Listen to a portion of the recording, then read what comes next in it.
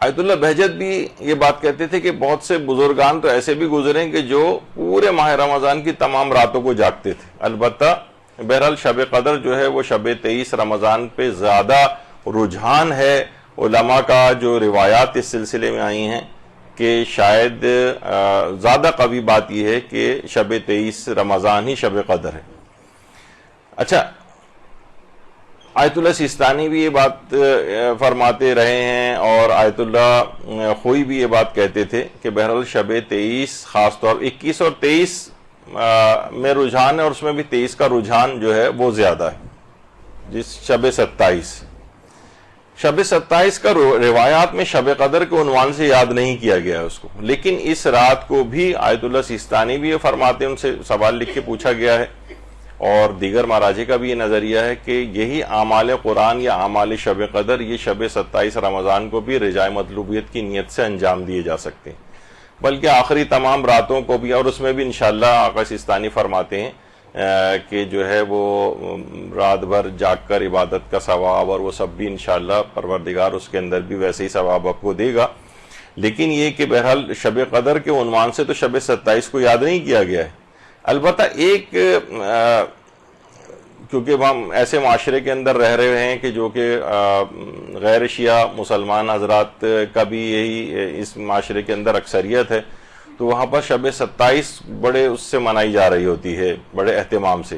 حالانکہ ان کے ہاں بھی 21 کی روایات بھی ہیں، 23 کی روایات بھی ہیں، آخری تمام طاق راتوں کی روایات بھی ہیں. البتہ کچھ شہرت شب 27 جو ہے وہ پا گئی ہے، لیکن ان کی بھی علماء اہل سنت کی بھی اکثریت اس بات کی قائل ہے کہ ضروری نہیں ہے کہ شب قدر جو ہے وہ ہر سال ایک ہی رات ہو. ان کا نظریہ یہ ہے کہ شب قدر ہر سال الگ الگ رات ہو سکتی ہے، کبھی 21ویں ہو سکتی ہے، کبھی 23ویں ہو سکتی ہے، کبھی 25ویں ہو سکتی ہے، کبھی 27ویں ہو سکتی ہے، کبھی 29 ہو سکتی ہے. تو آخری تمام طاق راتوں میں ہی احتیاطاً جاگ کر عبادت انجام دے لی جائے تو آپ کو شب قدر حاصل ہو جائے گی. ان کے بقول ہمارے ہاں آخری طاق راتوں کے اندر بھی جو طاق راتیں ہیں آخری عشرے کی، اس میں بھی 21ویں 19ویں یعنی 21ویں 23ویں میں زیادہ خصوصیت ہے اور 23 میں اور زیادہ خصوصیت ہے. اچھا، اب ایک البتہ شب 27 کی ایک دعا آتی جس پہ لوگ اس پہ ذرا اعتراض کرتے ہیں کہ جو 27ویں دن کی جو دعا ہے ماہ مبارک رمضان کی، اس کے اندر یہ آیا کہ اللہم ارزقنی فیہ فضل لیلۃ القدر، کہ اے پروردگار آج کے دن مجھے لیلۃ القدر کا فضل عنایت فرما. تو اس کا مطلب یہ ہوا کہ جو ہے اس کا کوئی تعلق شب 27 کا شب قدر سے ہے. تو ابھی جیسے میں نے کہا کہ بہرحال شب 27 جو ہے وہ شب قدر کے عنوان سے تو نہیں ہے، اور یہ البتہ ایک دعا ہے کہ یعنی آپ 27 رمضان کی کو بھی عبادت کر کے آپ کہہ رہے ہیں کہ پروردگار مجھے اس دن شب قدر کا فضل عنایت فرما. وہ تو آپ عام دنوں میں بھی دعا کر کے خاص طور پہ کہہ سکتے ہیں. اچھا، میں ابھی تھوڑا سا یہ چیز بیان ہو جائے. بہت سی روایات میں یہ بات بھی آئی ہے کہ جس وقت انسان جو ہے وہ پیاس میں پانی پیتا ہے اور اس وقت امام حسین علیہ السلام کو یاد کرتا ہے، اللہم صلی علی محمد و آل محمد،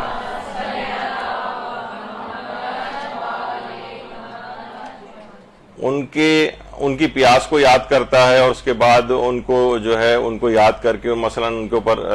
سلام بھی بھیج دیتا ہے، وہ درود و سلام، اور اس کے بعد ان کے دشمنوں کے اوپر جو ہے وہ نفرین اور لعن کرتا ہے اس موقع پر پانی پیتے وقت، تو اس کو بھی شب قدر کا ثواب جو ہے وہ دیا جاتا ہے. تو اس کا مطلب یہ ہوا کہ یعنی ہم یہ نہیں کہہ سکتے کہ جس وقت وہ یہ کام کر رہا ہے مثلا کسی شب میں ایسا کام کر رہا ہے تو وہ رات شب قدر جو ہے وہ قرار پا جائے گی. یعنی اس میں اس کا فضل طلب کیا جا رہا ہے، یعنی 27 کے روز کے پروردگار اس دن مجھے اس کا فضل عنایت فرما. جس طریقے سے کہا جاتا ہے روایت میں، یہ بھی پیغمبر اکرم نے صلی اللہ علیہ وآلہ وسلم اللہم صلی علی محمد و آل محمد، کہ جو شخص نماز عشاء کو باجماعت ادا کرے اسے شب قدر جاگ کر عبادت کا ثواب دیا جاتا ہے. یعنی شب قدر جاگ کر جو عبادت انجام دیتا ہے کوئی شخص، تو یعنی اس میں بھی کوئی شخص نماز عشاء کو باجماعت ادا کرے اور خدا سے اس بات کا تقاضا کرے کہ مجھے اس رات شب قدر کا جو ثواب پروردگار عنایت فرمائے. اسی طرح سے پیغمبر اکرم یہ بات بھی ارشاد فرماتے ہیں کہ جو شخص سورہ قدر کی تلاوت کرے گا اللہ اس کو ماہ رمضان میں روزے رکھنے اور شب قدر میں جاگتے رہنے کا ثواب عنایت فرمائے گا۔ اس کا مطلب ہے عام دنوں میں بھی آپ سورہ قدر کی تلاوت سے شب قدر کا ثواب حاصل کر سکتی ہیں اور پروردگار سے دعا کر سکتی ہیں کہ اس سورہ قدر کے کی تلاوت کے نتیجے میں آپ کو شب قدر کا ثواب عطا فرمائے۔ آیت اللہ شیخ محمد سند جو اس وقت بھی عراق میں ہیں اور بڑے علماء اور مجتہدین میں ان کا شمار ہوتا ہے اور ان کا درس خارج وغیرہ بھی نجف میں ہوتا ہے،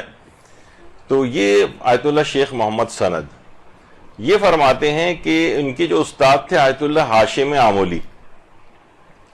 آیت اللہ ہاشم آمولی فرماتے تھے کہ شب قدر جو ہے نا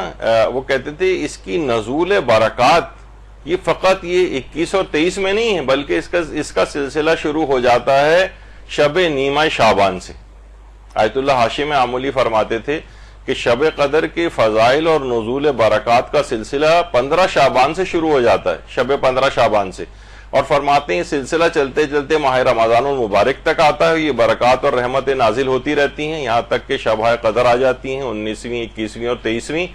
اور پھر آگے بڑھتی ہوئی 25 27 29 اور یہاں تک کہ سلسلہ نزول برکات کا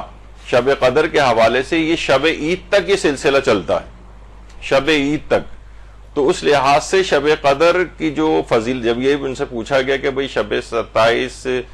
گزرنے کے بعد جو 27ویں دن کی جو دعا ہے ماہ رمضان المبارک کی اس میں بھی کہا جا رہا ہے کہ شب قدر کا فضل عنایت فرما، تو انہوں نے کہا کہ اصل میں یہ اس کی نزول برکات آیت اللہ ہاشم آمولی کے حوالے سے بات بیان فرمائی، یہ تو 15 شعبان سے سلسلہ شروع ہوا ہے اور وہاں سے ہوتے ہوتے پھر یہ شب قدروں تک سلسلہ آیا اور اس کے بعد شب عید الفطر تک یہ نزول برکات کا سلسلہ شب قدر کا رہے گا۔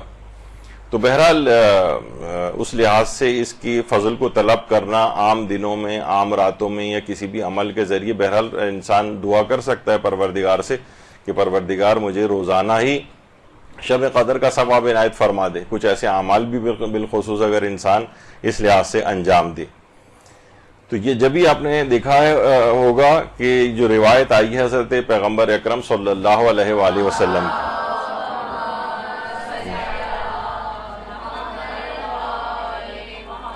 کہ یہ جو رات ہے شب عید الفطر یہ شب قدر سے کم نہیں۔ یہ کیوں یہ بات کہی گئی؟ اسی وجہ سے کہ یہ نزول برکات کا سلسلہ شب نیمہ شعبان سے شب عید الفطر تک چلتا رہتا ہے۔ اچھا، البتہ ایک کتاب ہے جس کے حوالے سے لوگ شب 27 کے حوالے سے میں گفتگو کر رہا تھا نا اس سے پہلے کہ نہیں، اس میں بھی رجاء مطلوبیت کی نیت سے اعمال قرآن بھی آپ کر سکتی ہیں، اعمال شب قدر بھی انجام دے سکتی ہیں، بلکہ ہمارے استاد محترم تو یہ بات بیان فرماتے ہیں کہ یعنی اس کی شب 27 جو ہے وہ کم و بیش سے تقریباً وہی حیثیت ہے جس طرح ہمارے ہاں 19 اور 21 کی ہوتی ہے۔ شب 23 کی تو خیر یقیناً بہت زیادہ اہمیت ہے، لیکن وہ فرماتے ہیں عبادات کے اعتبار سے شب 27 کو بھی اور اللہ سے پروردگار سے فضل بھی چاہ سکتا ہے انسان کہ اس رات عبادت انجام دے اور شب قدر کا ثواب پروردگار سے تقاضا کرے۔ تو انوار خمسہ کے نام سے مقدس زنجانی کی ایک کتاب ہے جو اردو ترجمہ بھی ہوئی ہے، خمسۃ الانوار جو ان کی کتاب ہے اس کا یہ اردو ترجمہ ہے، اس کے اندر ایک پوسٹ وائرل کی جاتی ہے، یعنی شب 27 کو ایک لحاظ سے کہ اس رات نہ کوئی شخص عبادت انجام دے نہ کچھ کرے، اس کے اندر یہ یعنی اب اس کا لب لباب اور خلاصہ اس کا یہ ہے کہ جب 26 رمضان کا دن تھا جب مدینے میں یہ اطلاع پہنچی 40 ہجری میں کہ امیر المومنین ضرب ابن ملجم سے جاں بر نہیں ہو سکے اور 21 رمضان کی صبح کو دار فانی سے کوچ کر گئے، تو اس اطلاع سے پورے مدینے میں ایک عظیم کوہرام برپا ہو گیا کہ قیامت کا سما ہو گیا۔ لیکن دوسری طرف جب شام میں حاکم شام کو اطلاع ملی تو اس نے اس دن کو عید کے طور پر منانے کی خاطر 27 رمضان کی شب کو شب قدر ہونے کا اعلان کیا،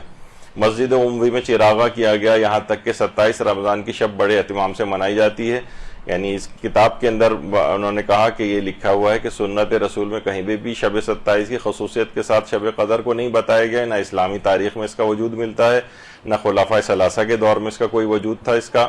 تو بہرحال یہ خاص طور پر حاکم شام نے مولا کی شہادت کی خوشی کے اندر اس رات کو شب قدر قرار دیا، اور کتاب کا حوالہ اس لحاظ سے انوار خمسہ کا جو ہے یہ دیا جاتا ہے۔ اچھا اب دیکھیے بعض اوقات حوالے بھی جو ہوتے ہیں نا اس کو اس طرح سے چیک کر لینا چاہیے. لوگ کہیں گے دیکھیے اس کتاب کا نام ہے قم سے چھپی ہوئی کتاب ہے اور اس کے اندر یہ بات لکھی ہوئی, اس کا اردو ترجمہ بھی ہو گیا ہے اور یہ اصل پیج ہے اس کا. اس میں آپ نے دیکھا کہ یہ پوری بات وہی لکھی ہوئی ہے جو ابھی میں نے آپ کو پڑھ کر سنائی, لیکن آخر میں بریکٹ میں نیچے یہ کیا ہے, یہ پوری چیز بریکٹ میں ہے.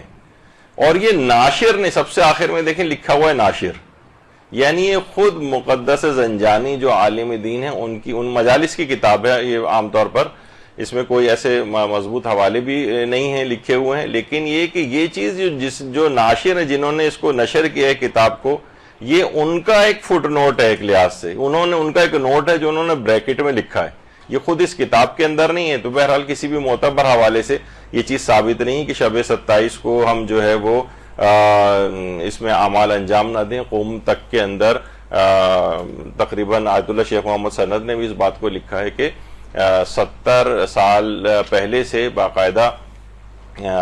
اس رسم کا بھی بہرحال وہاں اجرا ہوا ہے کہ شب 27 کو بھی اسی طریقے سے شب قدر کی طرح سے اعمال انجام دیے جاتے ہیں. البتہ شب قدر کا الگ سے روایت میں تذکرہ تو نہیں آ گیا, لیکن یہ ایسی کوئی معاذ اللہ کوئی دشمنان اہل بیت کے منانے والی رات کے حوالے سے اس کو ہم اہمیت اس کی کم نہیں کر سکتے کہ بھائی اس طرح سے یہ چیز ملی ہے تو لوگ کہیں گے بھائی آج کی رات تو ہم شب 27 جو آنے والی ہے کچھ دن بعد, آپ کہیں گے نہیں یہ تو اس کو نہیں, اس میں عبادت کرنی چاہیے, نہیں اس کو منانا چاہیے کیونکہ یہ تو اس طرح سے ایک دشمنان اہل بیت کی سیرت کے حوالے سے ایک بات آئی, جبکہ ایسا نہیں ہے. یہ ناشر نے اپنی طرف سے بہرحال جس کا کوئی معتبر حوالہ بھی نہیں ہے یہ اس انداز سے لکھا, اور جو اصل کتاب ہے اس کے اندر یہ چیز نہیں ہے, یہ بریکٹ کے اندر ایک چیز لکھی گئی ہے ناشر کی طرف سے. تو یہ بھی بعض اوقات لوگ اس کے اندر تو نہیں ہے. اس سے پہلے جو میں نے آپ کو پوسٹ ٹائپ کی جو وائرل کی جاتی ہے وہ یہ والی چیز ہے کہ محبان اہل بیت توجہ فرمائیں, یہ کوئی شب قدر نہیں ہے. یعنی پھر اس کے بعد ظاہر ہے جب آدمی سب یہ چیز پڑھے گا تو اس کا دل بالکل راغب بھی نہیں ہوگا کہ وہ شب قدر کے کوئی یعنی اس رات کوئی اعمال بھی انجام دے یا اس رات کو جاگ کر بھی گزارے.